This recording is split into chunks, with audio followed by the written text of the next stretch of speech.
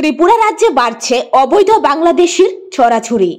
দেশের বিভিন্ন প্রান্তে জাল নথিপত্র নিয়ে দিনের পর দিন কাজ করে গেলেও ত্রিপুরার উত্তর জেলা হয়ে বাংলাদেশে যাওয়ার পথে 139 নম্বর ব্যাটালিয়নের সীমান্তরক্ষী জওয়ানদের হাতে আটক বাংলাদেশের সিলেট জেলার বিশ্বনাথ এলাকার বাসিন্দা মো আব্দুল করিম।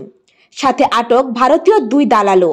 জানা গেছে উত্তর ত্রিপুরা জেলার ধর্মনগর থানাধীন বৈঠাংবাড়ি এলাকার অর্জুনা বিওপির পাশ দিয়ে ভোর রাতে 2টি বাইক নিয়ে কয়েকজন যুবক যাওয়ার সময় কর্তব্যরত 139 নম্বর ব্যাটালিয়নের সীমান্তরক্ষী জওয়ানদের সন্দেহ হয়।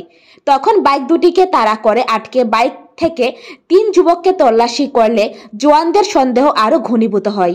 যদিও তাদের কাছ থেকে ভারতীয় আধার কার্ড, প্যান কার্ড ইত্যাদি পাওয়া যায়, কিন্তু এক যুবকের কাছ থেকে কিছু বাংলাদেশি সামগ্রী উদ্ধার হয়।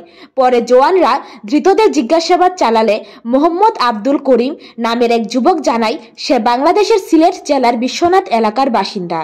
বিগত 2019 সাল থেকে অবৈধভাবে ভারতের বেঙ্গালুরুতে এসে কাজ করছে।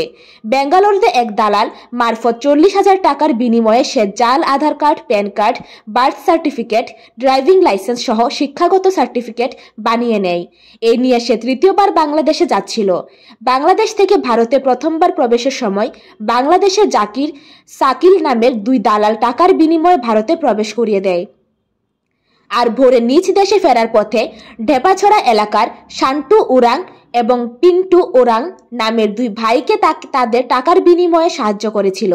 এদিকে সীমান্তরক্ষী জওয়ানদের সকল আইনি প্রক্রিয়া শেষে বাংলাদেশি যুবক সহ ভারতীয় 2 দালালকে ধর্মনগরের পুলিশের হাতে তুলে দেয়। ধর্মনগর থানার পুলিশ পাসপোর্ট আইনে একটি মামলা হাতে নিয়ে তদন্ত শুরু করেছে। পুলিশ জানিয়েছে ধৃতদের ধর্মনগর জেলা ও দায়রা আদালতে সোপর্দ করা হবে। ये मैं इंस्पेक्टर विनय कुमार 139 बटालियन से हूँ। और जब कल हम लोगों ने एक एमसीबी चेकिंग के दौरान पाया कि कुछ संदिग्ध लोग बाइक से जा रहे थे। जब हमने रोकने का प्रयास किया तो वे भागने लगे। भागने पर हमने उन्हें पीछा किया। पीछा करने के बाद जब उनसे बातचीत हुई तो पहले तो वो अपने रिवील नहीं कर रहे थे कि हमारी आइडेंटिटी क्या है। वो बता रहे थे कि हम भारत के ही मूल निवासी हैं। लेकिन जब उनके बैग को सर्च किया गया तो उसमें बांग्लादेश के प्रोडक्ट पाए गए। फिर भी वो मानने के लिए तैयार नहीं थे। फिर हमने इंडिया के बारे में कुछ जानकारी हासिल करने की कोशिश की तो बता नहीं पा रहे थे। संदेह वाले बात कर रहे थे। वैसी स्थिति में हमने जब उनसे पूछा कि कहाँ से आए हो, थोड़ा सपोर्ट यूज किया, समझाने का कोशिश किया तो वो बोले कि बांग्लादेश के, हम सिलहट से हैं। अपना नाम अब्दुल करीम बताए और उनके साथ जो उनको सहयोग से क्रॉस करा रहे थे जाकिर, सोहेल, पिंटू ओरान और ये चिंटू ओरान, ये 4 आदमी थे जो सहयोग करके बताए कि बांग्लादेश को कहीं से वाइड को ब्रीच करके या नदी नाला का यूज करके क्रॉस किया इंडिया में और अर्जुना के इलाके में पाए गए। जिसके बाद हमने उनको प्राइमरी जो PQR करने के बाद उनकी प्राइमरी इंक्वायरी ली। इंक्वायरी लेने के बाद इनका मेडिकल चेकअप करवाने के बाद पुलिस स्टेशन धर्मानगर में इन्होंने पुलिस को सुपुर्द किया।